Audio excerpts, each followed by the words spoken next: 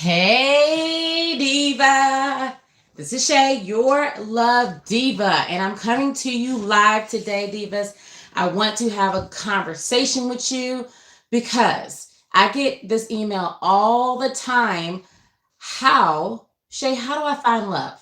Like, what is this? What is this? Because I have been single for so long and I have tried dating, I've tried online dating, I have done so many different things to find love, and I just cannot seem to do it. So, what do I need to do? So, today I'm going to give you 3 steps, too many, but at least 3 of them, on how to manifest true love and find a loving relationship. Okay? So, make sure you get paper and pen because I'm going to be coming at you fast and I really want you to hear and feel what it is that I'm saying. First step, the first step to do is to let go of exes or relationships that are going nowhere. I call these the go nowhere relationships. If you are stuck on that person who is going in and out of your life and they are constantly hurting you and you're constantly forgiving them, then that's a go nowhere relationship and there's nothing that you can do to make this person be who you don't want them to be.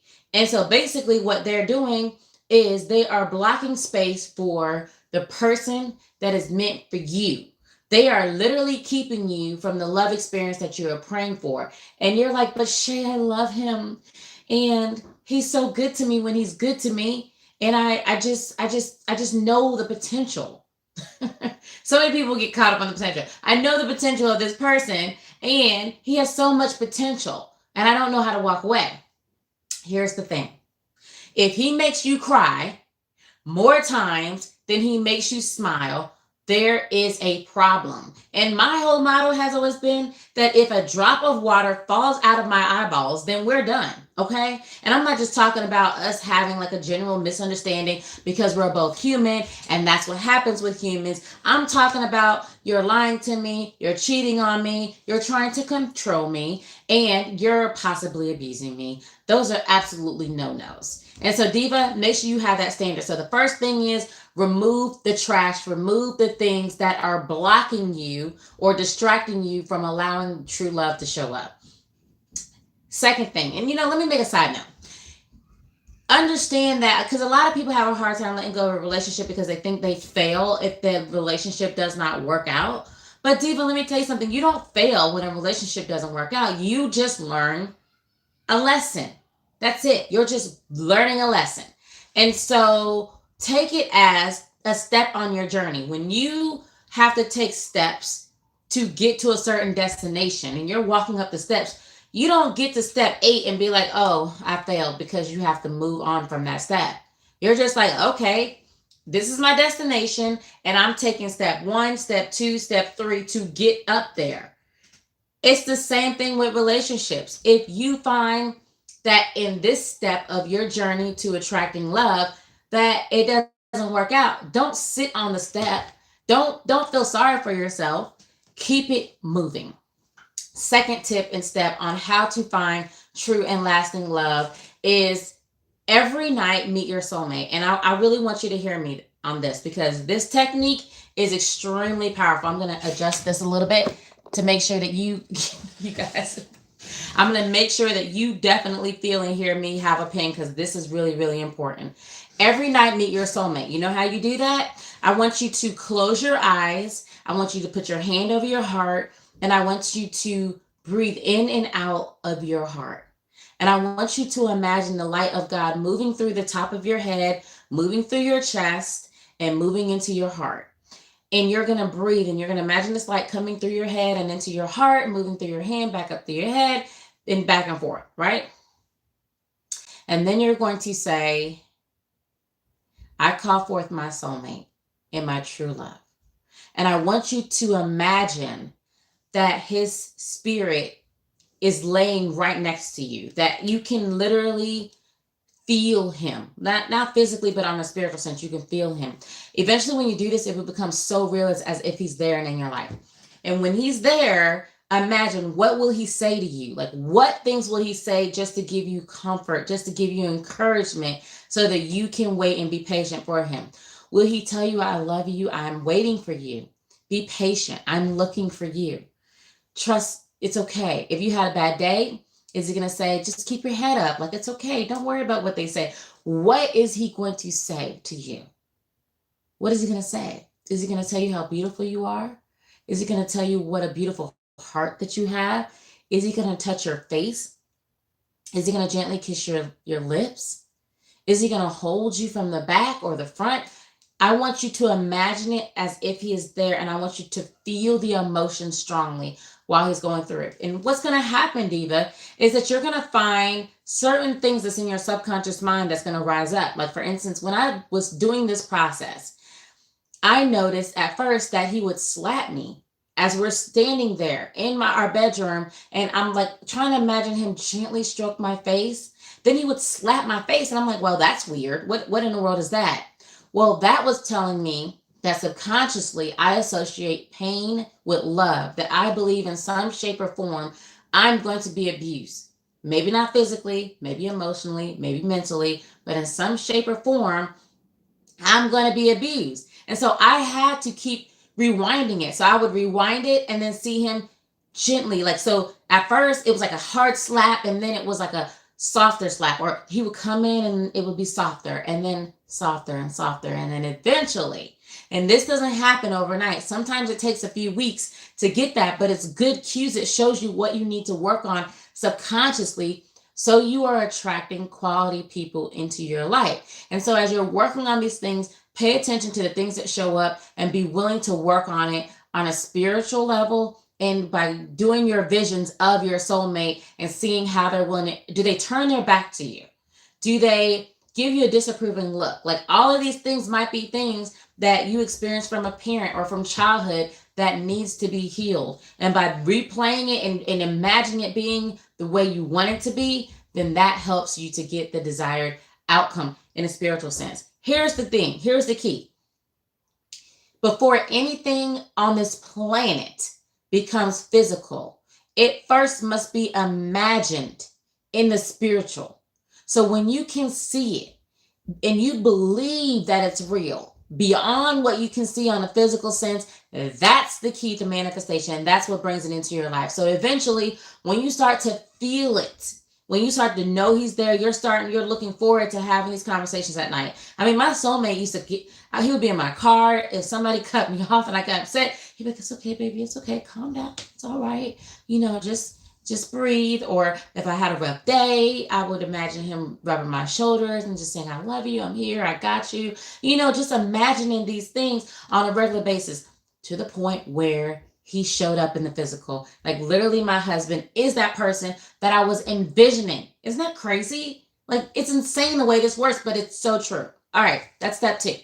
And the last step, step 3. Now, again, this is 3 on a multi-level step, but I wanted to give you something to at least get you started.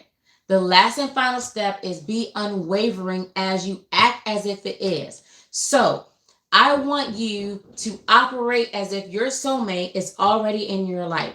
When you talk to your friends, in your speech, in your actions, you're not going to just talk to or sleep with any guy because you're going to be like, well, I'm already taken. And I'm not saying to the point where you just imagine things that aren't really there and you say, okay, well, I'm not going to date anybody because I'm already taken by my soulmate. That's not what I'm saying. I'm saying you're going out on dates and you are doing the evaluating. You're determining if you like this person, if you like their vibes, if you like their energy. Hey, sweetie, this is Manu. How are you, sweetie? How are you? Good evening. So imagine, like, do you like their vibes? When you go out on dates, let me ask you something if you're already here. First, when you join us, give us a heart emoji just to let us know that you are here with us. And when you go out on dates, are you going out on dates to be evaluated, or are you doing the evaluating?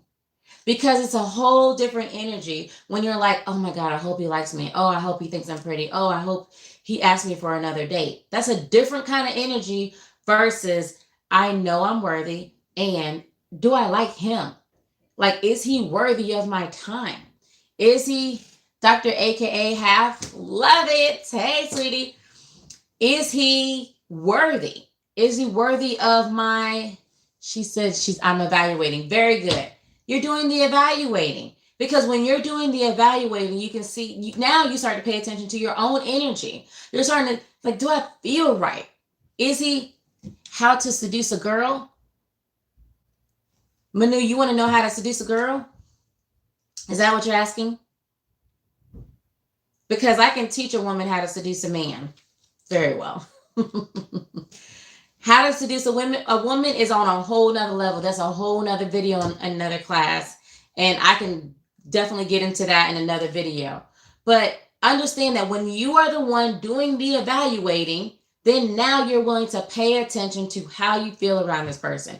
You're willing to pay attention to, right, wrong. Dr. AKA is like, wrong YouTube video, right.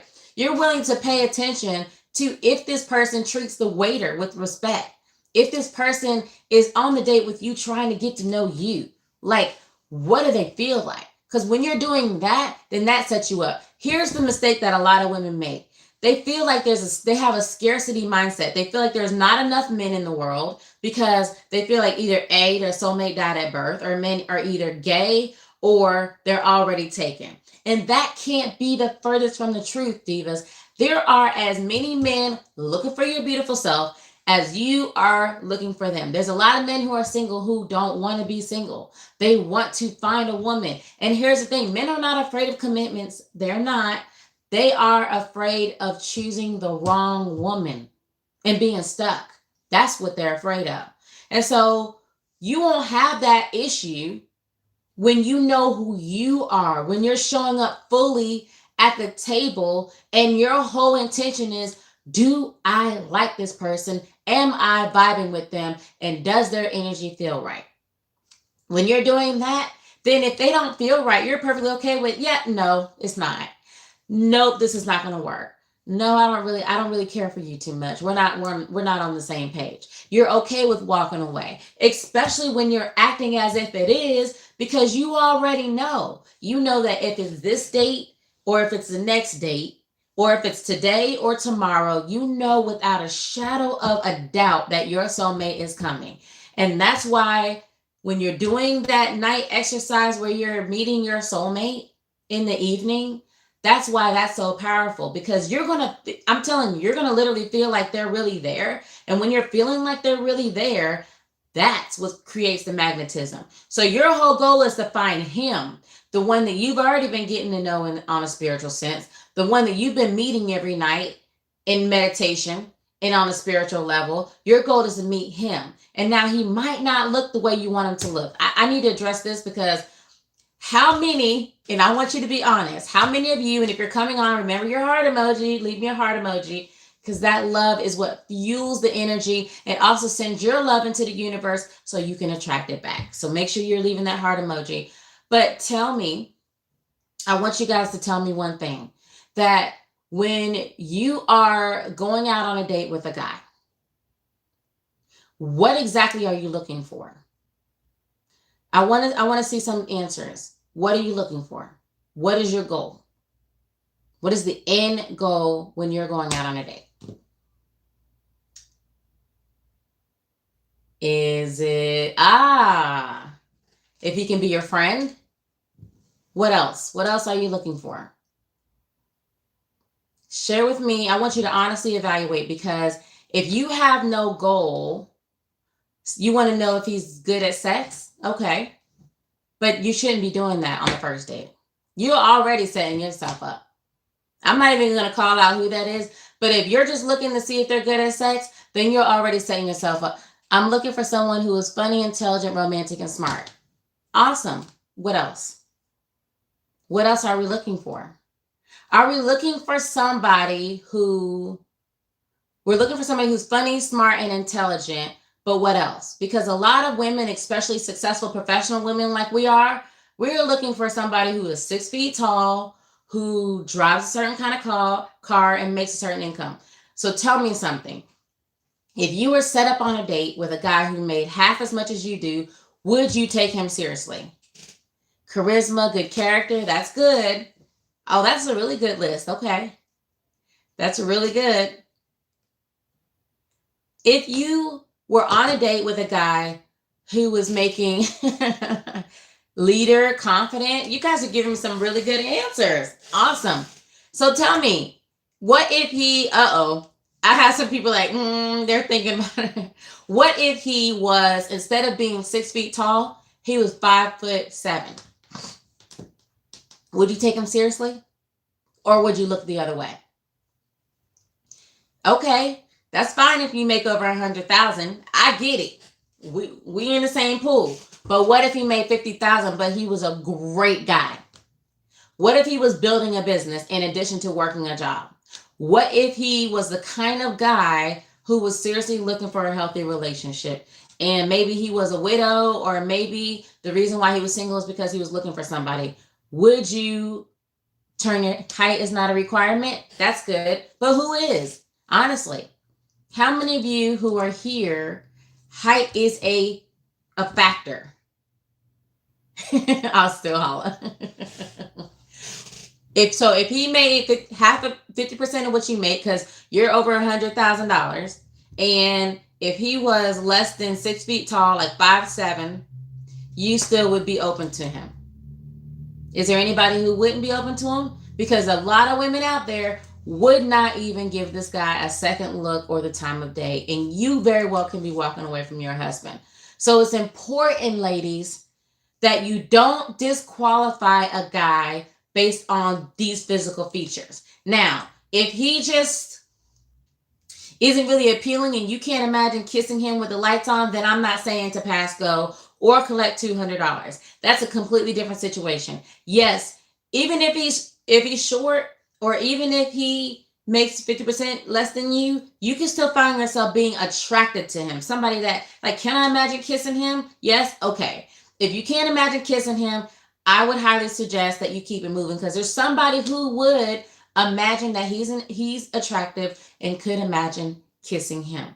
So I'm not asking you to settle at all, because you never know. You might have that diamond in the rough. And that happened with my husband. Like, thank God I didn't turn my head away because I was making significantly more, because he was like that horse that ran up in the end, and then his income quadrupled when we got together. Go figure. And all these other things, like he was driving a raggedy car at first, and now he's driving a Lexus. Like, there was multiple things that upgraded once we got together, and he helped to upgrade me too. So you never ever know. That's why I want you to look beneath the surface. So here's your homework. This is what I want you to do. If he makes half of what I do, he'd have to have hella personality, intelligent, good manners, hustle mentality, and good work ethic. I get it, but that should be period. My sweet beautiful diva. That should be period. Like, whether if he makes half as much as you, or just as much or more than you, do you really want to compromise on that? Do you really want to be with a rich guy who's a jerk face? Because trust me, been there, done that, wrote the book on it, and is nothing to write home to your mama about. I promise. So make sure that no matter who you're dating, I don't care if he's rich or not at your level, then make sure that you have your standards and you maintain your standards. And the standard is he a good person? Can you imagine building with him? Can you build with him? Can you feel safe with him? Can you grow with him? Can you imagine liking him or being friends with him? If you can check yes, yes, yes, yes, yes with that person, then you are on to a good thing, and I highly recommend that you don't settle. Your homework, this is what I want you to do. I want you to read this book called Calling in the One by Catherine Woodward Thomas. I think she got the Thomas taken off. I want to see if the book is here in my bookshelf. I don't see it, but the book is really, really a good book, okay? She deals with a lot of self-healing as you're getting to the point of preparing yourself to attract the one. I like the different activities that she has in the book to work on self, to heal self, because if you're single, then that's because there's something that's standing in your way that's keeping you from being able to attract love. So start there. Start there with that book. And then on the next video, I'm going to tell you the next steps to do. But Diva, I wish you a wonderful holiday. I'm getting ready to head to the beach. I'm so excited. I'm getting ready to head to the beach with my family for Thanksgiving. But I want to wish you a happy holiday, and make sure, no matter what your relationship status is, that you hold your head up high, you act as if it is, that you meet your spiritual partner in the spiritual world on a regular basis, that you clear the way, clear all the not good right now, guys, and all the exes, clear your plate so that you have room for the one to show up, and that you are unwavering in your faith, trusting and believing, knowing that God is sending the one to you as soon as you are ready. This has been Shay, your Love Diva, sending you so much love. And Diva, remember, you are beautiful. Happy holidays, sweetie. Oh, you're going to Jamaica. That's awesome. Try to pick up the book and read it. Yes, make sure you do. That book is amazing. I love you. You are beautiful. You are divine. And you are deserving of all the love God has in store for you. Bye, beautiful divas. This has been Shay, your Love Diva. And don't forget to subscribe and check like on this video. Bye, divas.